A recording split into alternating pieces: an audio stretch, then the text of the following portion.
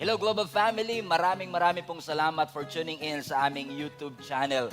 I believe na ang YouTube channel na ito ay nagsisilbing malaking pagpapala po sa inyong buhay as we continue to share the Word of God sa bawat isa sa atin.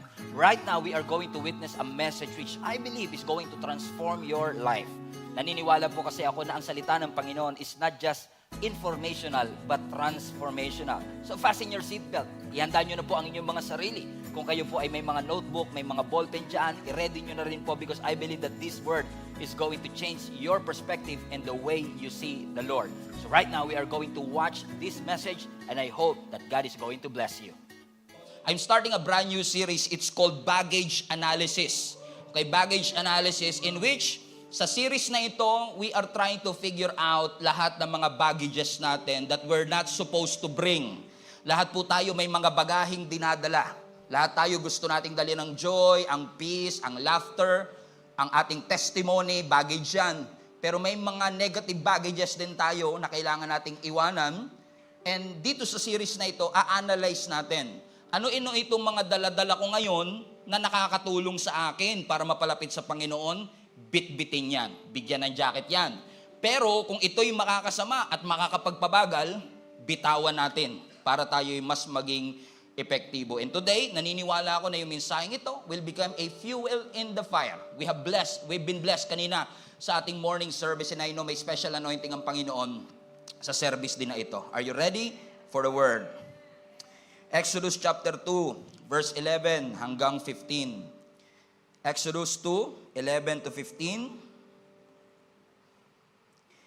Many years later, when Moses had grown up, he went out to visit his own people, the Hebrews, and he saw how hard they were forced to work.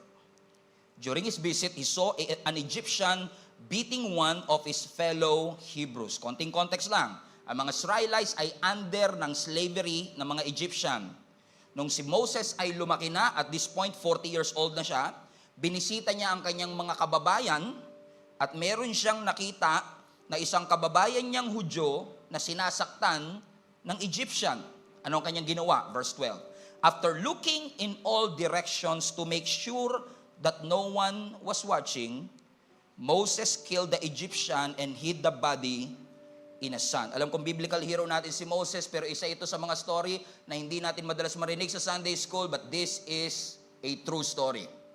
Nung nakita ni Moses yung Egyptian, walang taong nakakita sa kanya, pinatay niya itong Egyptian na ito at inilibing sa sand. Verse 13. Fasten your seatbelt. The next day, when Moses went out to visit his people again, he saw two Hebrew men fighting. Ba't ba ang hilig nila mag-away? Why are you beating up your friend? Sabi niya. Moses said to the one who had started the fight, magkababayan kayo, ba't kayo nagkakasakitan? Verse 14. The man replied, sino nag-appoint sa'yo para maging prince namin at sino nag-appoint sa'yo para maging judge namin? Are you going to kill me as you have killed that Egyptian yesterday? Marites. Then Moses was afraid, thinking everyone knows what I did. And sure enough, the Pharaoh heard what had happened and he tried to kill Moses. But Moses, everybody say, Moses fled. He ran away from Pharaoh and went to live in the land of Midian, which is a wilderness. I would like to call this message, I would like to talk, teach, and preach about this subject, unresolved yesterdays. Unresolved yesterdays. Sabi mo nga sa katabi mo, meron ka bang mga unresolved yesterdays? Praise Jesus. Glory to God. Salamat sa ating worship team. Ayaw ng Panginoon ang ating relationship sa Kanya ay maging stagnant. Gusto ng Diyos na tayo ay mag-level up sa ating mga pananampalataya. In fact, I believe that God caused us to move forward. He is calling you to move forward. Ano man ang level ng iyong pananampalataya, I want you to be reminded that there is always another level for your life. Ang gusto ng Diyos, yung paglakad mo sa Diyos, mas maging malalim.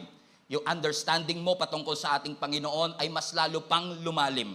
If I may say this to you, and I say this with all humility, stop fishing on shallow waters. Wala kang mahuhuling malaking isda sa mababaw na tubig. Gusto ng Panginoon na makahuli at maranasan mo ang lahat ng mga bagay na pinagbayaran ng ating Panginoon sa krus ng Kalbaryo but you have to get out of your comfort zone. You have to launch out into the deep. Kailangan mong magpakalalim, kailangan mong mag-commit sa iyong sarili na ikaw ay magde-dedicate at magkukumit ng iyong oras, sarili, talento para sa ating Panginoon.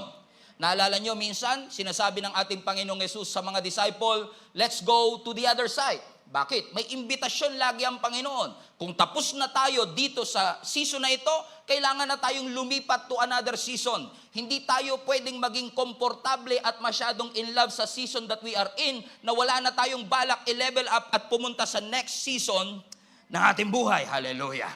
Pero ang pangako naman ng Panginoon, kung tayo ay susunod sa Kanya at kung tayo ay pupunta sa next level ng ating buhay, everything that you will need to make it to the other side will be provided by the Almighty God. Kapag sinunod mo ang Panginoon, bibigyan Kanya ng bagong set of experiences. Ibig sabihin, kung susundin mo lang ang design ng Panginoon, gaano man kahirap at kamasalimuot ang iyong taon ngayon, your next year doesn't have to be a mirror of this year. There is always another level, a better future, a better year para sa bawat isa sa atin. Ibig sabihin, kung susundin lang natin ang design ng Panginoon, we don't have to be stuck in the same cycle over and over again. You don't have to deal with the same stuff, the same hurt, the same offense, the same pain, the same brokenness over and over and over again. Everybody say, let go. Kaya nga sabi ng Hebrews chapter 12 verse 1 to 2, therefore, since we are surrounded by such great cloud of witnesses, let us throw off everything that hinders and the sin that so easily entangles. Ano sinasabi ng scripture? Meron tayong journey, meron tayong takbuhin, merong purpose ang ating Panginoon sa bawat isa sa atin, at kung gusto nating maging epektibo, kailangan lahat ng nakakapagpabagal at nakakapagpabigat sa iyo, especially ang kasalanan, ay kailangan mong bitawan. And let us run with perseverance the race marked out for us. How? By fixing our eyes to Jesus, the pioneer and perfecter of faith. For the joy set before him endured the cross, scorning its shame, and sat down at the right hand of the throne of God. Let's go back to verse 1 again. Pansinin niyo po sa verse 1. Ang sabi po dito, therefore. Everybody say, therefore. Every time makakita kayo ng therefore, it is a clue na kailangan nyo basahin yung nangyari before that. At since ito ay Hebrews chapter 12 verse 1, wala namang Hebrews chapter 12 verse 0, so you have to go all the way to Hebrews 11. Sa Hebrews chapter 11, makikita po ninyo mga kapatid na yung ating mga biblical heroes, idinitalye yung kanilang mga naging accomplishment at kung paano nila naranasan ang mga pangako ng Diyos at lahat ng bagay na sinakripisyo nila at kung paano sila naging matuwid sa harapan ng Panginoon. So ibig sabihin yung Hebrews 11 is a reminder for all of us na lahat tayo, ano man ang level ng ating pananampalataya, we have to go through a long distance journey. This is going to be a multi-level race. This is going to be a multi-terrain race na kung gusto mong tumagal sa journey that you are in, kailangan mong ilay aside everything except for what is absolutely necessary. Are you following me? Amen. Na ang sabi ng scripture, ito ang mga tao, si Abraham, si Moses, si David, ito ang mga tao na may takot sa Panginoon na naranasan ang pangako niya. Therefore, kaya ngayon, tayo na. Sa panahon natin at sa generation natin, ang sinasabi ng scripture sa atin, since we are surrounded with a huge crowd of witnesses, since we have Abraham, we have Jacob, we have David cheering for all of us, now, ang bagal ng takbo mo, lay aside every weight that is so easily entangles and slowing you down, and fix your eyes to Jesus, the author and the finisher of your faith.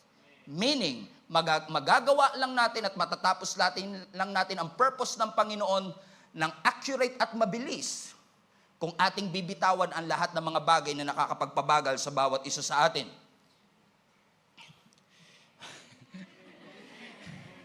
Therefore, I want to remind all of you mga kapatid na hindi porket gumagalaw ka ay nag-move forward ka.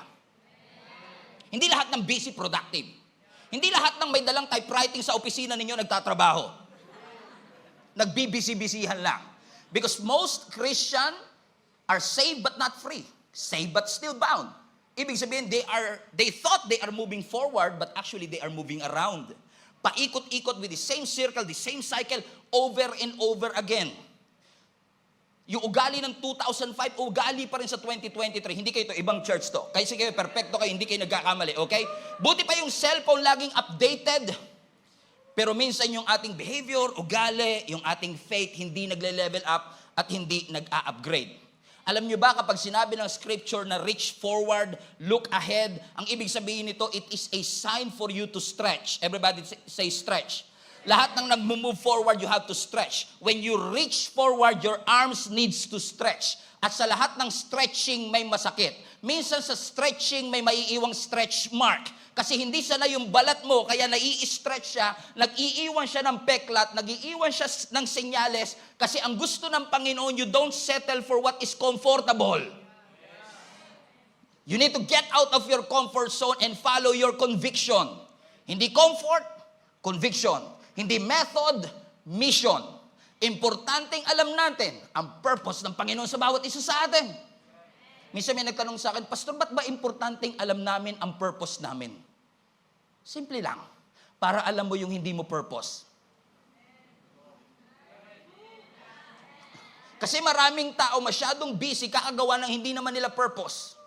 Pero sinasabi ng Panginoon, kung magiging busy ka na lang din, maging busy ka sa paggawa ng purpose ng Lord sa iyong buhay. Reach forward for what lies ahead. Kasi delikado yung lagi kang nakalingon sa likod. Delikado yung nabubuhay ka lang sa yesterday at wala ka ng vision ng future.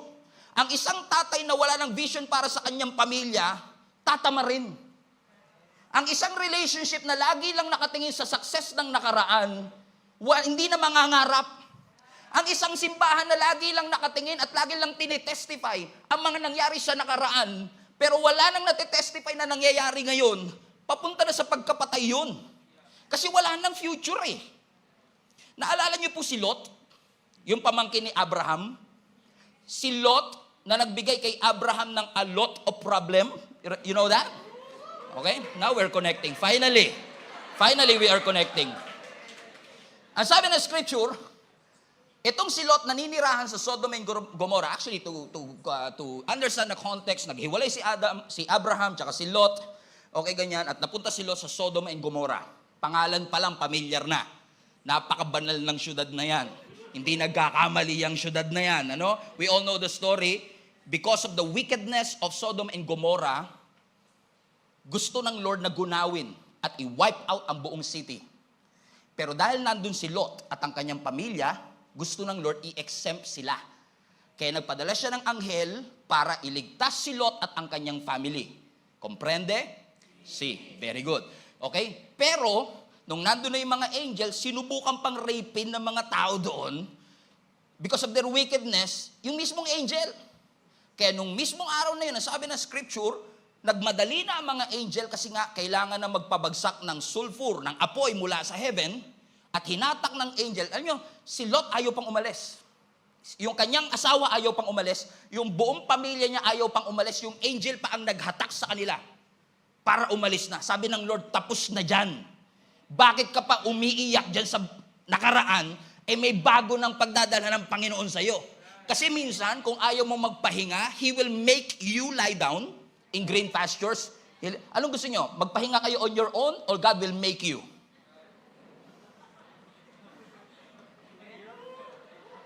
Right? So in essence, hinatak sila ng angel, si Lot, kasama ang kanyang asawa. Ang sabi na scripture, yung kanyang asawang babae. Walang pangalan sa Bible, so asawa ni Lot, pangalanan na lang natin babae, Lot. Okay. Tignan mo instruction kay Lot tsaka sa Lot and friends. Okay. Ang sabi ng Genesis 19 verse 17, watch this. Escape for your life. Don't look behind you. Do not stay anywhere in the valley except to the mountains or you will be swept away. Simple instruction. Gusto niyo mabuhay? Huwag kayong lilingon. Paano hindi lilingon, Pastor? Nandun lahat ng asawa, yung mga kapamilya ko, nandun po yung aking mga kaibigan, nandun po yung mga binili kong ektaryang lupa. Hindi ko po yun basta may iwan. In fact, yun yung naging, in essence, dahilan ng asawa ni Lot. She was so in love and so valued sa kanyang properties at sa kanyang nakagisnan, that she's not willing to let go. May mga kilala kayong ganon? Masyadong in love sa nakaraan, kaya kahit may bago na, yung nakaraan pa rin iniisip nila. Oo. Sa buhay to ha, buhay to. Buhay. Okay, sa buhay. So sabi na scripture, verse 26, Genesis 19:26. So si Lot, he ran, his daughters close behind, but his wife from behind him, watch this, she looked back and she became a pillar of salt. Ano yung instruction? Escape, don't look back. Pero yung asawa ni Lot, nakatingin pa rin na ang sabi na scripture, dahil siya'y lumingon doon sa kanyang pinanggalingan, naging haliging asin si Lot. So in essence, if I may contextualize this, parang inalat si Lot. Iba siguro sa inyo mga 6 o'clock. Ayun pala yung joke ni Pastor. Kaya pala inalat. Kala ko minalas lang talaga. Bakit mga kapatid? Habang ginugunaw ng Lord ang Sodom at Gomorrah, pinagmamasdan ng asawa ni Lot yung flaming fire that is consuming everything that she valued. Lahat ng pinahalagahan niya. Ayaw niyang iwanan.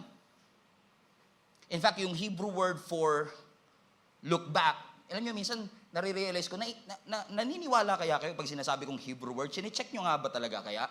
Kasi baka mamaya iniisip nyo, iniisip lang ni Pastor yan, look back. Chinecheck ko po yan, okay? Alam niyo po yung salitang look back in the Hebrew, ang ibig sabihin, she paid attention. So hindi lang siya basta tumingin, tinitigan niya yung nakaraan at kaya siya inalat. Because you know what? Naniniwala ko walang mali sa nakaraan. We should be aware of our past. But we should not live in the past. Kasi magandang aware ka sa nakaraan kasi kung hindi ka aware sa nakaraan, hindi mo ma-appreciate yung kasalukuyan. Kaya mga anak, huwag kayong magagalit sa mga magulang nyo kung lagi nilang sinasabi, alam mo anak, pahalagahan mo ang pagkain kasi naaalala mo, kung wala ka pa noon, nung unang panahon, napakahirap ng aming buhay, asin lang ang aming inuulam para kami si Lot. Okay, asin lang kinuulam namin, mantika, toyo, masaya na kami. Sabi naman ng mga anak, what's wrong with you, Dad?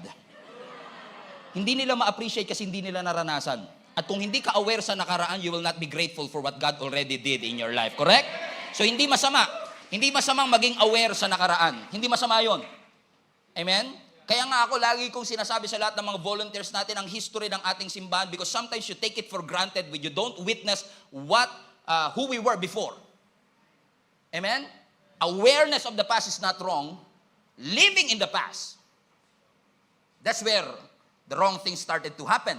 Kasi pag ikaw ay namuhay na sa nakaraan, ikaw ay nagdwell na sa nakaraan, alam kong you made a mistake, you failed, but you don't have to dwell in it.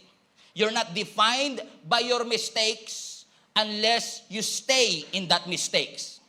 Kung mananatili ka doon, you will be defined by it. Lahat tayo dumaranas po ng pagbagsak, pagkakamali. Nakakalungkot man, pero may mga taong nakaranas ng matinding trauma, nasaktan, na-disappoint, na-reject, na-frustrate. Kasi yung mga past experiences natin, pwedeng magkaroon ng positive or negative na influence sa ating buhay. Napansin niyo po mga kapatid na yung nakaraan natin nakaka-apekto sa ating confidence? Ulitin ko ulit. Napansin niyo po ba ng inyong nakaraan ay nakaka-apekto the way you talk? Kaya minsan intindihin nyo na lang, halimbawa, kinamusta mo lang, kamusta ka na? Galit ka agad, kinakamusta mo lang, intindihin mo na lang, baka may pinagdaanang matindi. Okay, in the past. May kilala ba kayong gano'n, mainitin ang ulo, laging galit, irritable? Nag-uusap kayo ng matino, bro, kamusta? Wag nating husgahan, kasi baka mamaya, dumaan sa matinding pagsubok, dumaan sa matinding trauma, kaya pag nakakarinig lang na nagsara ng pinto, oy, gera. Nawar shock. Guess yung ibig sabihin mga kapatid? It affects the way you talk. It affects the way you respond. It affects the way you handle the circumstances in your life. But let me just clear this up bago tayo magpatuloy in case hanggang dito na lang yung kaya niyong pakinggan. God wants you healed and whole. healed and whole. God wants you healed and whole. And sometimes these past experiences, especially the negative experiences that we've faced, mga pinagdaanan natin noong nakaraan, ay nagsisilbing baggage natin.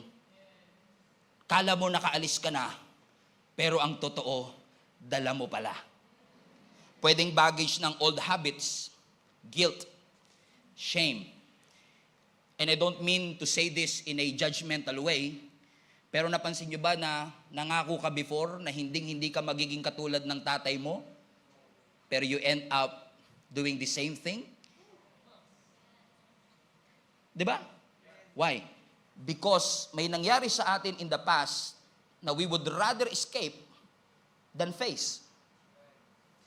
Old habits, guilt, shame, burden, sin, or emotions na hindi na process. Galit ka, pero sinabi, sige na, malis ka na lang dito, ayoko na lang makita ang pagmumukha mo, okay na tayo. Pero wala talagang actual forgiveness, or posibleng hindi napunta sa reconciliation, envy, pwedeng jealousy, unprocessed pain, or unresolved yesterdays. Mga nangyari kahapon na hanggang ngayon nakaka-apekto pa rin sa'yo. You know, one thing I've realized, ang emotion natin is so powerful. Emotion mo ang nagda-drive sa'yo to succeed, pero emotion mo rin ang nagdi-drain sa'yo to stop. Think about it. Ang emotion natin ang nagmo-motivate sa'yo sometimes, pero emotions mo rin ang nagdi-demoralize sa'yo sometimes. Nakakalungkot man, pero this is becoming more frequent that there are a lot of people are being abused. At yung childhood trauma ay nakaka-apekto pa rin sa kanila hanggang ngayon.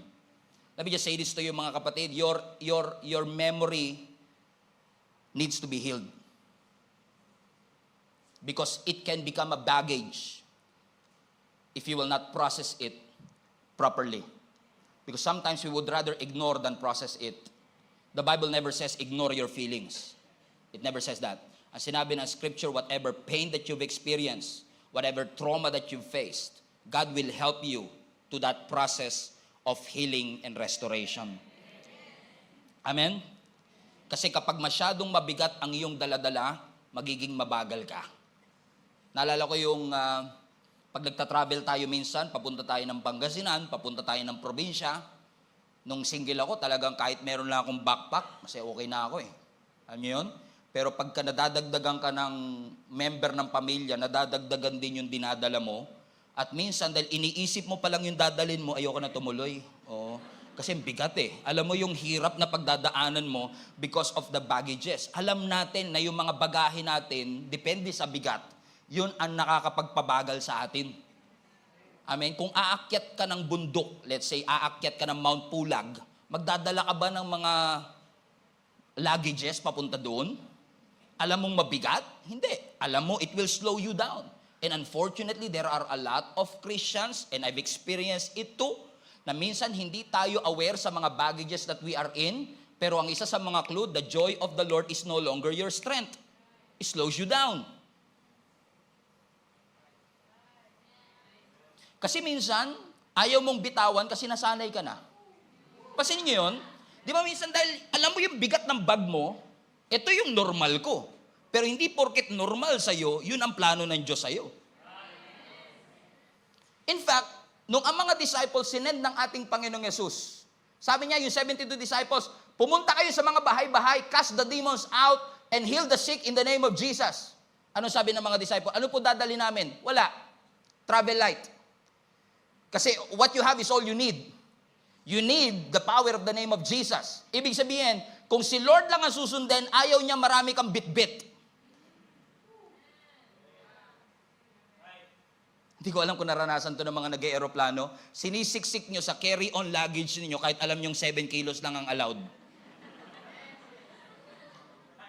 Tapos magpapanggap kang magaang, pero bigat ka na at pawis ka na. Takot ka lang i-check ng flight attendant kung lalo pa ngayon napansin ko yung mga carrier ng mga eroplano talaga titimbangin talaga yung dala mo eh. Tapos pagka tinimbang pa yan 10 kilos pala.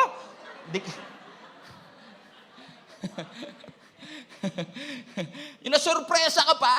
Alam mo yun na, minsan nagro-roller coaster ka. Pagbaba mo ng roller coaster, sabi mo, nakakahilo pala. Grabe pala, no? Sabi ko, grabe pala. Ilang oras ka nakapila, tinignan mo lahat ng pumunta. Alam mo yung pagdadaanan mo, di ba? Tinitigan mo lahat sila, sumigaw sila, umiyak sila, nasuka sila. Tapos nung ikaw na nasurpresa ka pa, nakita mo eh. Ilang oras mong tinitigan yun, sabi mo, exciting, exciting, exciting. Tapos nung ikaw na, nagulat ka pa. Everybody say luggage. Gusto ng Lord, magaang lang tayo kasi it will slow you down. Unfortunately, marami sa atin, spiritual hoarders. Habang nasa journey ka, pick up ng mga luggages. Ngayon, hindi mo alam kung kailan mo at saan mo bibitawan. Kasi masyado ka nang napamahal sa mga luggages na meron ka, na akala mo ito ang normal. Uy, mukhang hirap ka na. Hindi, sanay na ako. Pero yun nga ba talaga ang will ng Panginoon? O ang gusto ng Lord, bitawan natin? Pwedeng ang baggage naman na ating dala, hindi naman necessarily spiritual. Pwedeng painful experience, tragic accident, painful breakup, sakit na naranasan mo dun sa dating minahal mo at pinagkatiwalaan mo, sakit ng brokenness, child memories na nakakapagpabagal ng iyong maturity.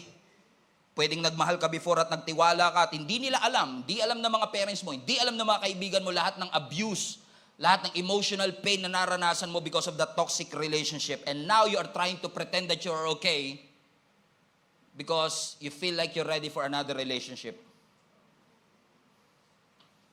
And you did not even process the pain. Ramdam na ramdam mo, bro. That's me.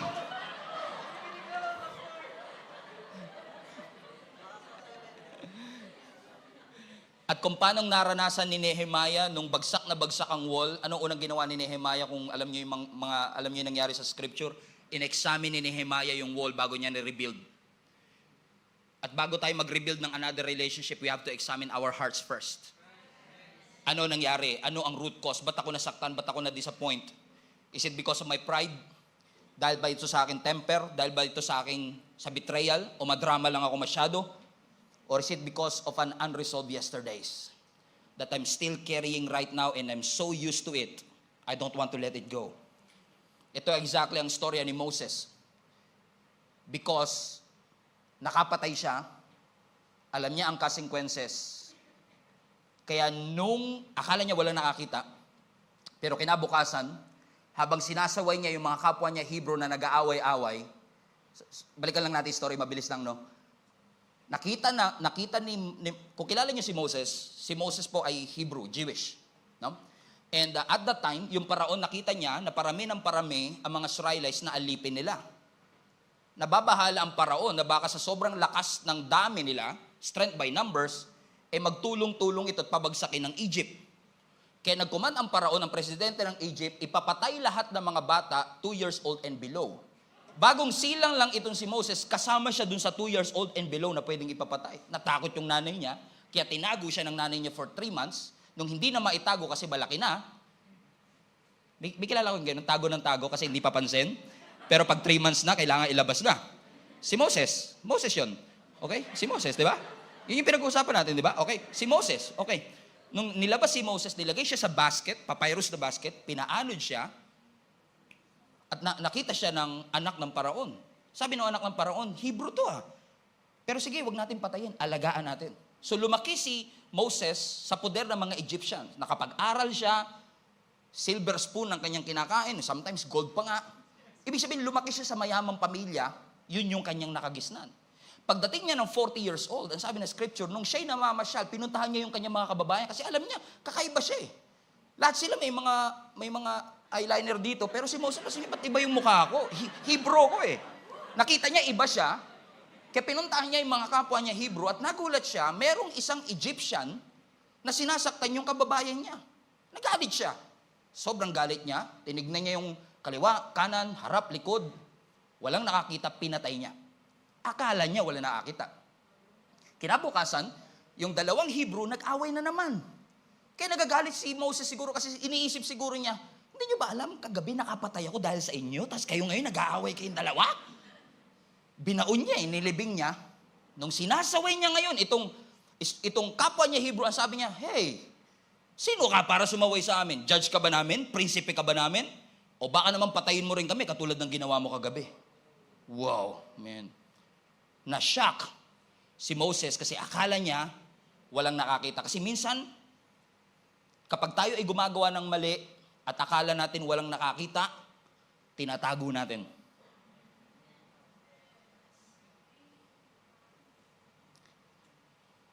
You cannot heal what you hide. You cannot heal what you don't acknowledge. You have to expose it out. Amen? Kasi time will come, katulad ni Moses, maaaring iniisip niya, lusot na ako, pero kinabukasan, na-trigger siya sa sinabi ng kapwa Hebrew niya. Nakita kita, and it triggers what happened yesterday. Kasi hindi niya talaga na proseso yung nangyari. Literal na yesterday. What happened yesterday, he killed an Egyptian. He was not able to expose himself and say, ako po nakapatay. Hindi siya naparusahan, hindi siya naproseso, kaya nung binuhay the following day, nasaktan siya at natakot. Kasi pag hindi mo prinoseso, masakit pa rin kahit 10 years na ang nakalipas. Amen? Meron po akong peklat dito. Nangyari po ito nung ako ay probably 7 or 8 years old. I don't remember anymore. Duguan to. Alam nyo ang first aid, yung mga first aid minsan ng nanay natin noon, kape, buhusan ng kape yan.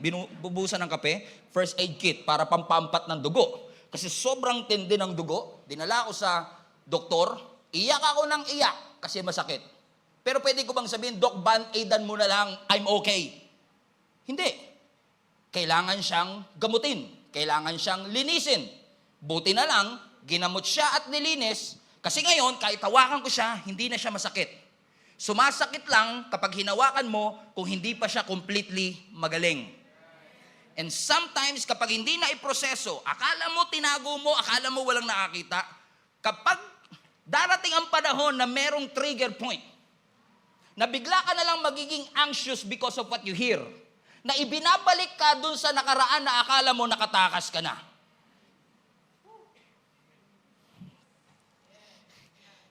Posible ba na ang mga stress and worry na nararanasan mo ngayon is actually a trigger of an old memory? Na hindi ka talaga anxious sa nangyayari sa'yo ngayon. Anxious ka lang na baka mabuko ka ngayon. Or baka anxious ka lang na baka ito ang ikabaksak natin ngayon. Because sometimes mga kapatid, oh, Lord, sorry. Okay, ang sakit eh. Amen? Na minsan, it triggers your anxiety. Na kahit napakaganda ng araw mo ngayon, sobrang tindi ng araw mo, happy-happy ka eh. This is the best day of my life. Narinig mo yung theme song yun ng ex mo sa Starbucks. Dahil sa totoo lang, wala kayong naging closure. Basta mo na lang siya iniwan. Ang saya-saya mo nung araw na yon, and then pinatugtog, pasensya na. Walang mali sa kanta, walang mali kay Moira. Okay? Pero that song triggers your anxiety. Triggers the old memory because you refuse to process it.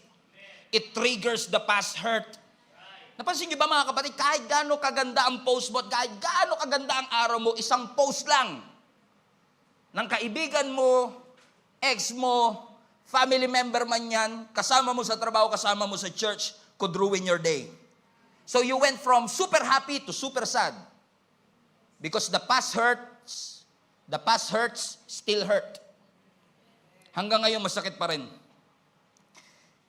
And now, nagtataka ka rin kasi, nangyayari ba sa inyo to? Baka ako lang. Na sometimes nagsisisi ka, tinulungan ka na, nag-overreact ka pa. Alam mo yun, naranasan nyo ba minsan yun? Yung parang masyado kang busy, masyado kang anxious, masyado kang fearful. Tinulungan, wag mo akong gagambalain. And now you will realize, teka, nag-overreact yata ako. Because ang totoo, you are not responding to what they did. You are responding to the hurts that was not processed 15 years ago. So the way we act and the way we react. Tingnan mo si Moses. Nung siya ay nabuko, anong ginawa niya? Tumakas siya. Hindi siya humarap sa hukuman, tumakas siya sa Egypt at pumunta ng Midian. Hindi kasi porket tumakas ka, malaya ka na.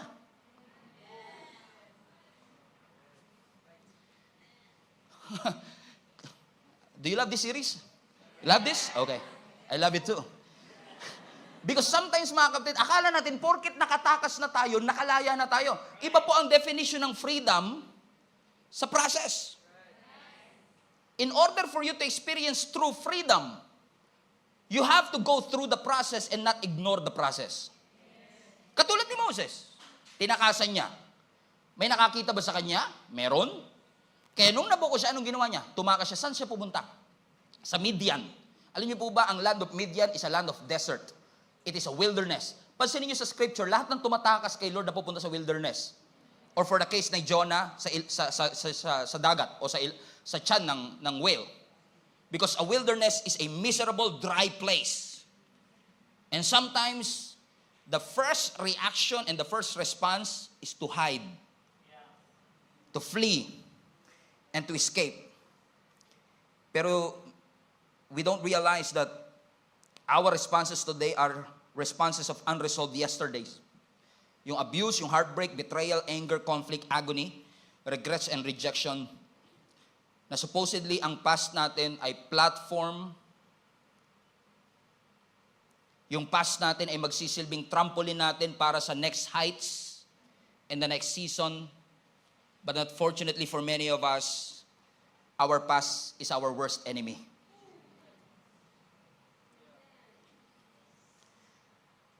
Nagpatato ka kasi meron kang identity issue. You're trying to cover up. Tattoo is not a solution for your identity issue. Tinatakpan kasi natin ng band-aid yung dapat pinapagamot sa doktor. Tinatakpan kasi natin ng band-aid yung dapat pinapa-opera natin sa Diyos. And you've asked so many people, what happened to you was 40 years na, ang tagal-tagal na. And every time may altar call sa church, laging ikaw ang nauuna because you want to experience deliverance. And then you find out kahit ilang prayer sa'yo, parang walang deliverance na mangyayari. Kasi ang totoong kailangan mo, discipline and healing. To come out. Ano sabi ng Philippians 3:13? Ang sabi ni Apostle Paul, not that I've already obtained it. Ano yung it? The goal of being Christ-like. Because that's the goal of every Christian. Maging Christ-like. Amen?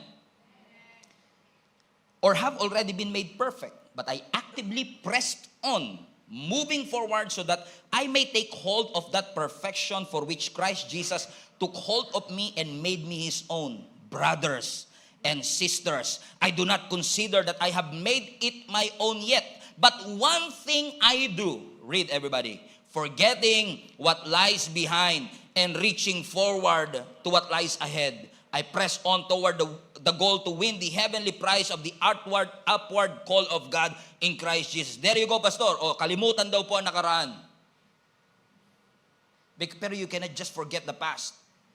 Kasi sa totoo lang, pansinin nyo sa buhay natin, life will always encourage you to live backwards. Kapag nag-fail ka, magmukmo ka. Life will not tell you, rise up. Keep walking. And keep running. Ang buhay, parang tinitem tayo, mamuhay tayo, pabaliktad. To focus on our history rather than looking for our destiny. Kasi yung mga negative experience na yun ang nag-hold back sa atin. At yun ang nag-weigh us down para hindi natin magawa ang pinapagawa ng Panginoon sa atin. And in case you forgot, I want you to be reminded that your destiny is connected to your decisions. So today, I want you to decide to say to the Lord and say, God, if you want us healed and whole, I want me to be healed and whole. Gusto kong mabago ako. Gusto kong pagalingin mo ako. So kung meron man akong mga unresolved yesterdays, i-expose mo po today. Because I want to be a Christian na hindi bumabagal because of what happened to me in the past. I'm not ignoring what happened to me. And I'm not saying na bumalik ka dun sa nang abuso sa'yo. Hindi ko sinasabi makipagkaibigan ka uli dun sa mga taong nanamantala sa'yo. But what I'm trying to say is this. You have to process that pain. You have to start getting rid of that bitterness, of that harsh words, of those things that you've settled. Kasi akala mo yun ang normal. You're not supposed to be carriers of your own history. Walang masama sa history. Walang masama sa nakaraan. But God is inviting you to come to Him to the next season. And sometimes going to the next season is leaving something behind. Naalala niyo si Abraham, nung siya'y in-instruct ng Panginoon na i-offer si Isaac? Hindi naman silang dalawa lang ang pumunta dun eh. Kasama yung servants nila. Pero nung papaakyat na sila ng Mount Moriah, iniwan ni Abraham yung servants. Kasi hindi lahat ng kasama mo nung nagsimula, kasama mo hanggang wakas. That's why I tell you mga kapatid, na sa ating buhay, there will always be people that will be there for a reason, for a season, and for a lifetime. Palayain mo ang sarili mo sa pagkakatali ng nakaraan. Ulitin ko, ang pagtakas ay hindi senyales ng kalayaan. Hindi porket tinakasan mo nakalaya ka na. It is possible that you are running away from responsibility and accountability and you don't want to resolve what needs to be resolved. Running away from it is not resolving it. Because the moment you went away, magugulat ka, dala-dala mo pa rin siya ngayon. Naakala mo, porket nagpalit ka ng kulay ng buhok, ayos na ang issue. Na porket akala mo nagpalit ka ng kumpanya, tapos na ang issue. Hindi pagpapalit ng boyfriend ang solusyon. Hindi pagpapalit ng kumpanya lagi ang solusyon. You have to listen to the Lord. Lord, what do you want me to do? Ang sabi ng Panginoon sa iyo, deal with it. Allow me to help you get through it. Lord, ang sakit po, takas na lang ako. Mas madali kasing magbago ng simbahan kaysa magbago ng buhay.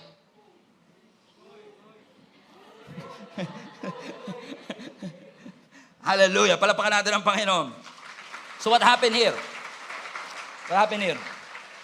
So Moses ran away. Saan siya dinala? Wilderness. Everybody say wilderness. Alam niyo mga kapatid, listen.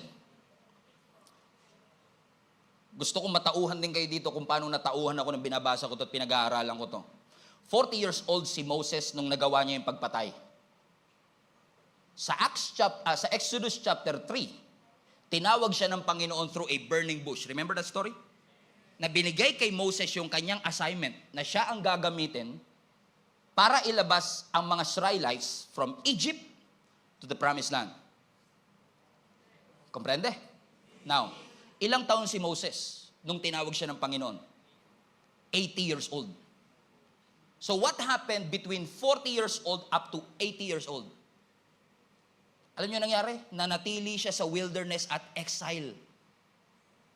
Mas pinili niyang magsettle sa wilderness kaysa harapin yung consequences.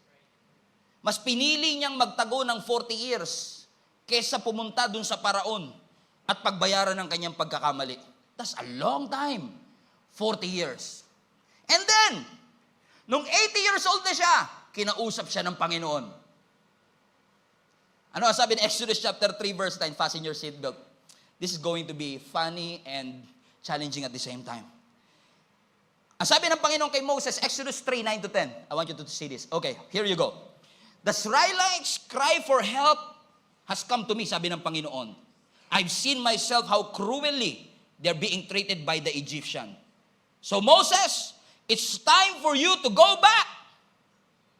And I'm sending you to Pharaoh to bring my people and the people of Israel out of Egypt. Kung si Moses, Lord, pwede ba na lang? Lord, hindi mo yata nabalitaan, viral po sa YouTube yun, yung pagpatay ko dun sa Egyptian.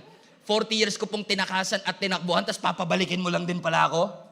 Because alam ng Diyos that you will not be successful with that unresolved yesterdays. Kaya minsan sasabihin ng Panginoon sa iyo, kahit na 40 years nang nakakalipas, kailangan mong bumalik doon sa kung saan ka bumagsak, kung saan ka nagkamalit, nagkasala, and resolve that issue.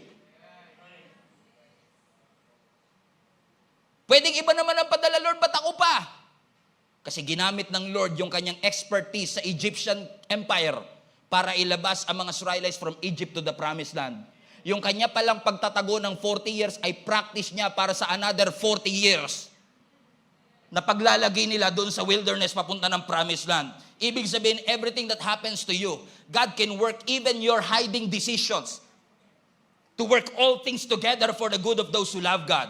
It's not okay na ikaw ay magtago. It's not okay na ikaw ay tumakas. Pero minsan yung pagtakas mo ay gagamitin pa rin ng ating Panginoon para sabihin sa atin ang mga dapat nating gawin. Sabi ng Lord, it's time for you to go back. Now, imagine niyo kung kayo si Moses. Harap kayo sa Egyptian president. At sasabihin mo, boss, alam ko pong 430 years nyo nang alipin yung mga kababayan ko. Pero, inatasan ako ng Diyos na kuhanin na silang lahat. Let my people go. Sabi ni Lord yan, ha? Imagine niyo kung kayo si Moses. Ang assignment niyo, kumbinsihin ng presidente na bitawan niya yung kanyang mga slave at ikaw na ang magiging master nila. At ikaw magdadala sa kanila sa... Alam niyo kung gaano kahirap yung conversation na yun? Yung magpa-appointment ka pa lang sa presidente ng Egypt. That must be a difficult conversation. And you know what? All of us sometimes would rather hide than to deal with a difficult conversation. Because alam mo, kung sino sa inyo gusto maging pastor, huwag na kayo magtaas ng kamay, okay? Huwag na kayo magtaas, baka may-take note kayo ng langit, okay? So sino sa inyo gusto maging pastor? Huwag na kayo magtaas ng kamay.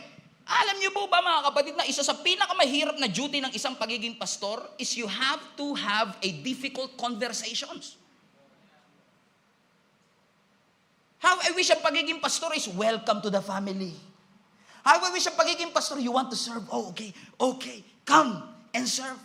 But you know what? Being a pastor, being a leader requires you to get into a difficult conversation.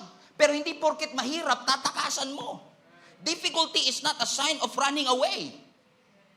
Kailan ako mag-move forward, pastor? Kung kailan sinabi ng Diyos na mag-move forward, dun lang tayo mag-move forward. Hindi tayo lilipat kung kailan lang natin gustong lumipat. Mag-move forward tayo at lilipat tayo kung kailan ang Diyos gustong lumipat.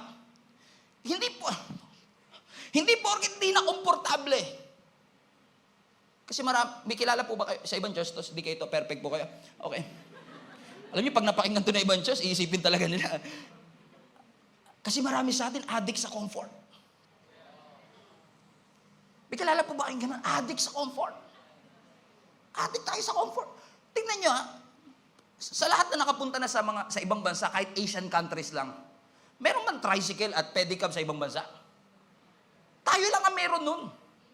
Doon sa ibang bansa, lalakarin mo yun hanggang train station. Lalakarin mo hanggang bus. Alam ng lahat ng nakapunta ng Singapore, Hong Kong, Vietnam, Taiwan, ito kung gaano kalayo ang nilalakad natin para sa next station, correct?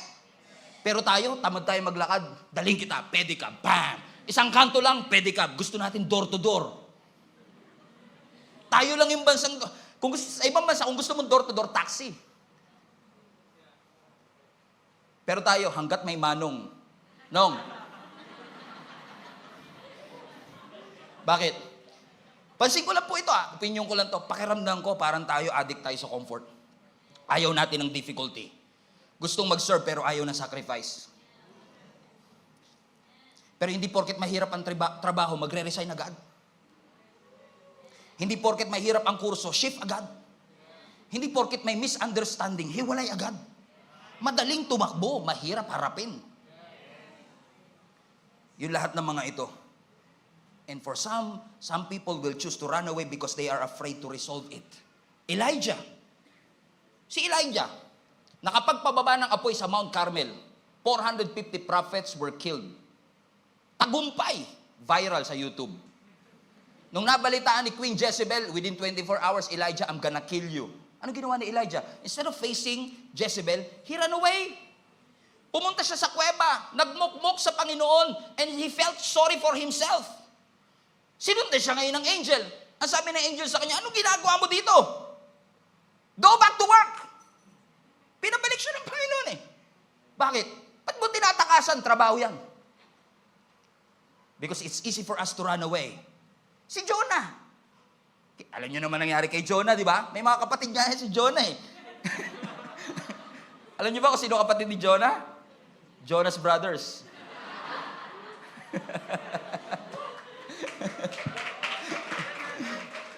Si Jonah, saan siya pinapapunta? Nineveh.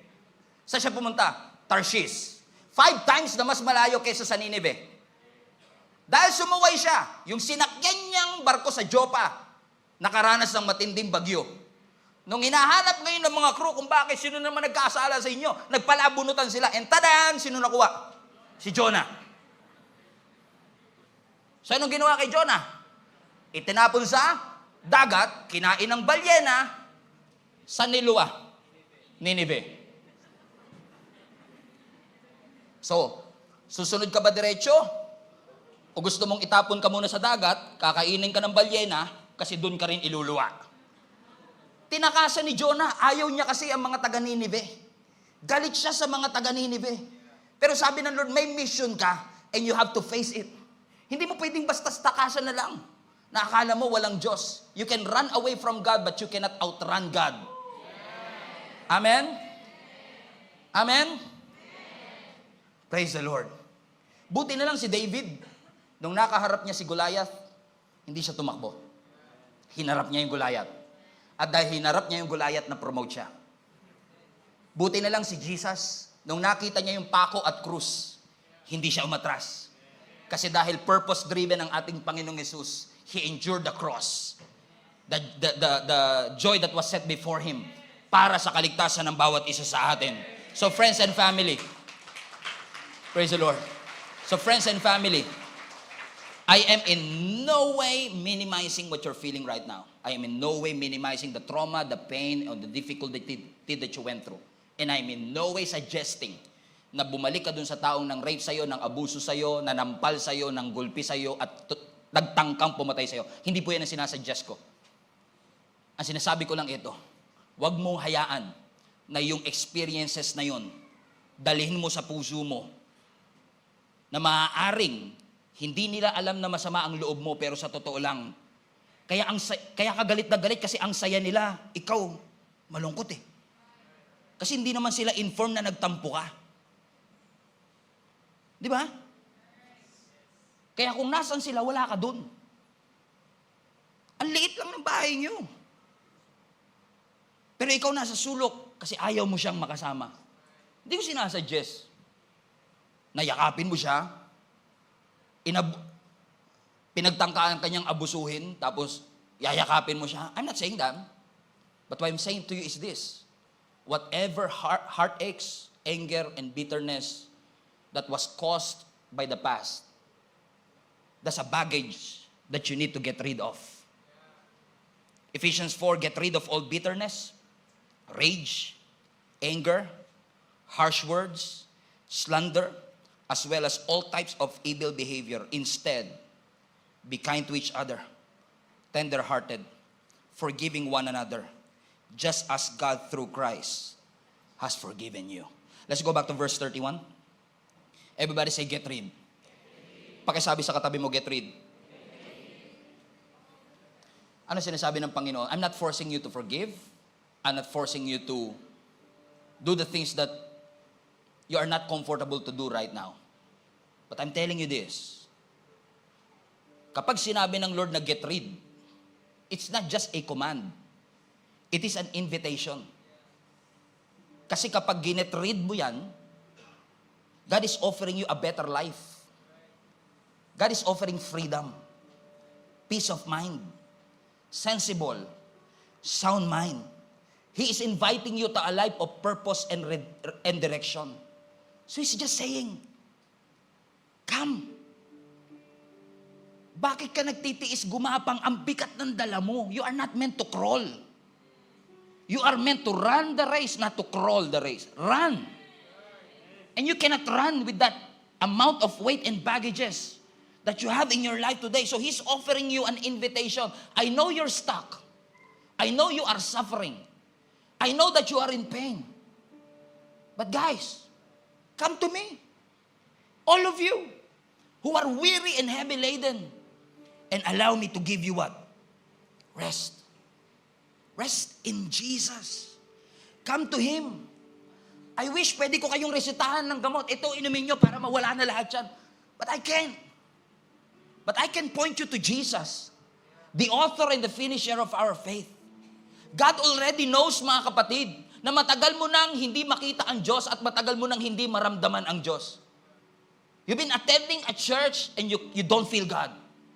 God knows that you are seated in an anointed service and anointed ministry and you can feel God. Alam ng Diyos na hindi mo siya nararamdaman. Alam ng Diyos na hindi mo siya makita. Kaya kanya iniimbitahan, come to me and rest in me. God wants you healed and whole. Analyze what's in your bag. May bitterness ba? Remove it. May anger? Tanggalin. May slander? Tanggalin. It's not gonna help you. That's something that you cannot bring in this journey. Kasi if you want to be effective, if you want to experience all that God has bled and died for at the cross for you, you have to analyze and choose as you pack your bags, ito ba'y makaka-contribute sa longevity at pagtatagal ko? O kaya ko lang itong dalhin after 1 year and then I'm gonna start to crawl? This is going to be a marathon, a long journey. Travel light. And by the way, kung mamimili ka ng ilalagay mo sa bag mo, choose as if your life depends on it. Piliin mong mabuti. Dahan-dahan. Hindi yan basta parang toothbrush lang na ilalagay mo sa bag mo. At hindi yan basta isang damit lang na extra na ilalagay mo sa damit mo. It's going to affect your life. It's going to affect your family. It's going to affect the future of your kids. So choose wisely. God wants you healed and whole. My friends and family, I'm not angry.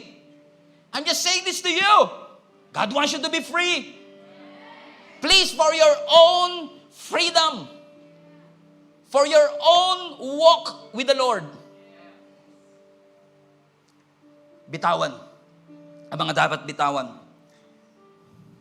Naalala ko nung ginagamot to, grabe yung sakit. Kasi parang hindi ko alam, parang expire na yata yung anesthesia ang nilagay. Sobrang sakit. Ang dami kong niluha. Galit na galit ako sa doktor nung ginagamot niya to. Galit na galit ako sa doktor. Tapos kami pa nagbayad. Ako na nga sinaktan, ako pa nagbayad. But now I thank that doctor. Hindi ko siya kilala, but I will forever thank him and you will forever thank those doctors na kahit na sumisigaw ka, nung nasa proseso ka ng pagpapagaling, tiniis nilang tulungan kang gumaling. Kasi minsan yung mga kaibigan natin na nag-aampat ng dugo mo, kinakalaban mo pa, kasi nasasaktan ka sa sinasabi nila. Pero balang araw magpapasalamat ka na meron kang mga kaibigan na willing na tulungan ka sa proseso ng pagpapagaling. Kasi ang gusto nila, hindi mo dalhin yung baggage na yan para sa next season and sa next stage ng iyong buhay. God wants you healed and whole. Come to Jesus, as broken as you are, and allow Him to process all that pain, all that bitterness, all that hurts. And you will experience freedom na hindi mo naranasan ever in your life. Amen? Every head bow, every eye closed. Hallelujah.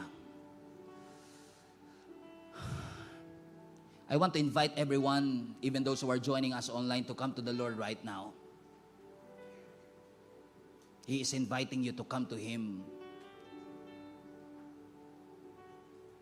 And I believe God wants to minister to each and every person right now. Come to Jesus. Run to Him. Come. All of you who are tired, weary, and heavy laden, God wants to bring you to rest. Surrender everything to the Lord right now. Lord, hindi ko alam kung paano ko pa sila makikita. Hindi ko alam kung paano pa namin mariresolve. But I'm going to make a decision today to start the healing process. This is going to hurt me. I'm gonna cry a lot.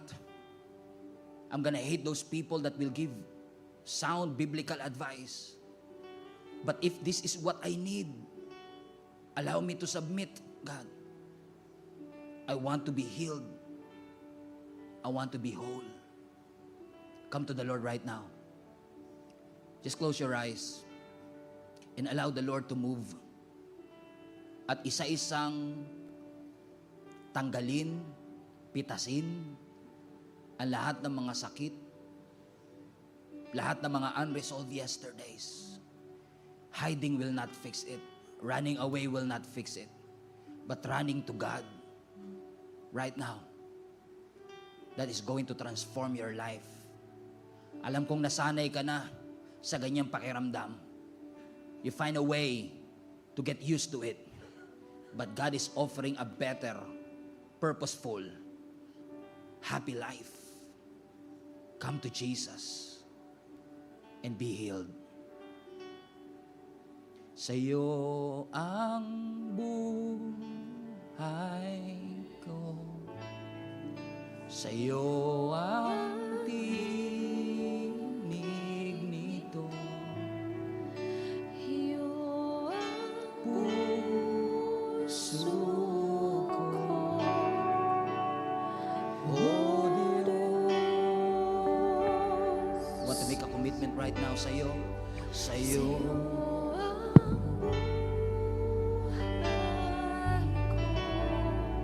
sa'yo ang tinig nito.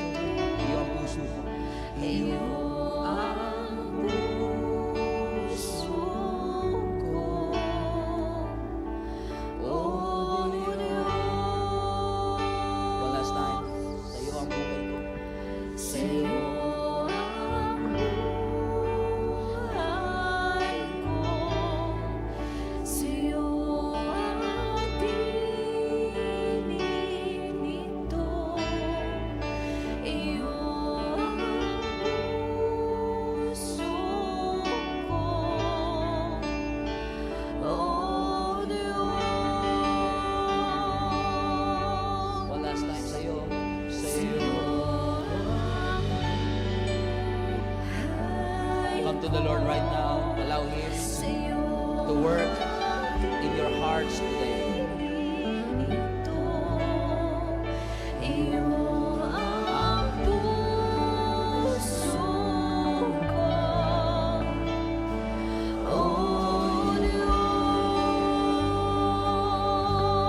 Sa'yo ang buhay ko.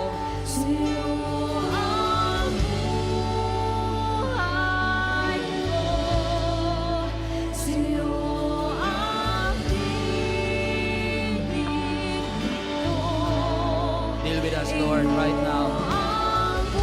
Be with us, Lord God, like never before.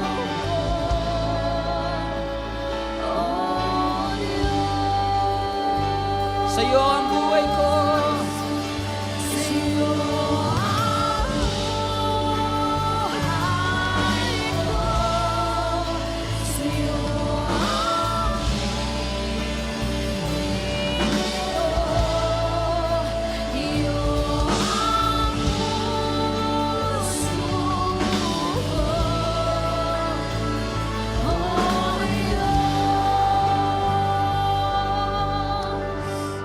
So we come to you, God. Our hearts are open. We are willing, O God, na magpagamot. We are willing, O God, na magpa-opera sa iyo, Panginoon. Lord, do not allow these unresolved yesterdays to affect us. Para maging matagumpay kami, Panginoon, sa pagtawag at layunin na meron ka sa aming buhay. Lord, patawarin niyo kami at ibalik niyo kami. Kung kami man ay mas piniling takasan, takbuhan o itago. Ang lahat ng mga ito, instead na i-deal namin, O God, yung sakit na aming naranasan, yung betrayal na aming naranasan, or yung rejection na aming naranasan, anumang forms of pain ito, na naidulot po, Panginoon, ng hindi magagandang sitwasyon. Lord, ang aking dalangin ngayong araw na ito, makatagpo ang bawat isa ng paghipo na nagmumula sa iyo. Hawakan mo ang aming puso, hawakan mo ang aming buhay. And we just want to acknowledge, oh God, we need you in our lives. More than ever, we need you today. Everybody say, I need Jesus. Lord, heal me. Lord, heal me. Everybody say, Lord, heal me. Lord, set me free. Palayain niyo po ako, Panginoon. Amen, Jesus. Amen, Lord. Lord, help us get through this process, oh God. And we're done And it's enough, oh God. Enough is enough. Sa aming buhay that we choose to ignore it in the past, but right now, allow our hearts to forgive. Allow our hearts to get rid of all these negative emotions and negative things that is still affecting us today. Matuto po kami, Panginoon, na ibigay ang lahat ng ito sa iyo ng buong buo. Ipagkatiwala po ito sa iyo ng buong buo upang ikaw ay patuloy na paparangalan sa aming buhay. Maraming salamat. Napakabuti mo, O Diyos. We honor you. In Jesus' name we pray. Everybody shout, Amen. Amen, Jesus. Praise the Lord. Hallelujah. Hello Global Family, you made it this far. Once again, marami pong salamat for tuning in and I pray na yung salita pong ating napakinggan ay makapagbigay po ng conviction at malalim na revelation sa inyong puso upang mai-apply po natin sa ating buhay so that transformation will happen in our life. If this ministry have been a blessing into your life, I want to encourage you to share this video to some people that you know na maaaring nangangailangan din katulad mo ng mensaheng ito. In fact, I want to take it a little bit further, mga kapatid, and invite you to partner with us. If this video, if this ministry have been a blessing to you, I know in the future, it will be a blessing to somebody else as well. That's why if you want to partner with us financially, para maipagpatuloy po natin ang ginagawa ng Panginoon through Gia Kamanava, inihikayat ko po kayo to partner with us. Pumunta lang po kayo sa aming website, giasmnb.com/give. At lahat po ng mga ways that you can support, ways that you could give, para po sa ministering ito, ay makikita po ninyo doon. You can give through GCash, debit card, credit card, bank remittances, at maging mga bank transfer. So, ano pang inaantay ninyo? Support the ministry, mga kapatid, para mas marami pa tayong maabot at mapuno po talaga natin ang langit. In fact, I want to take this opportunity as well. If you have been watching the video for quite some time, wala po kayong church na kinakabilangan and you want to deepen your relationship with the Lord, I want to encourage you to join our link-up groups. Ginagawa po namin yan in person or online. If this is impossible para po sa inyo na makapunta dito sa amin physically or in person, we have an online link-up group na ginagawa po namin sa iba't ibang dako ng mundo. If you want to be part of the link-up groups, ito po ay small groups na aming ginagawa kung saan ang bawat isa sa atin ay nagpapalakasan para ihatid tayo sa spiritual growth. Kung nais po ninyong makasama rito, all you have to do is go to our website, giasmnb.com/linkup.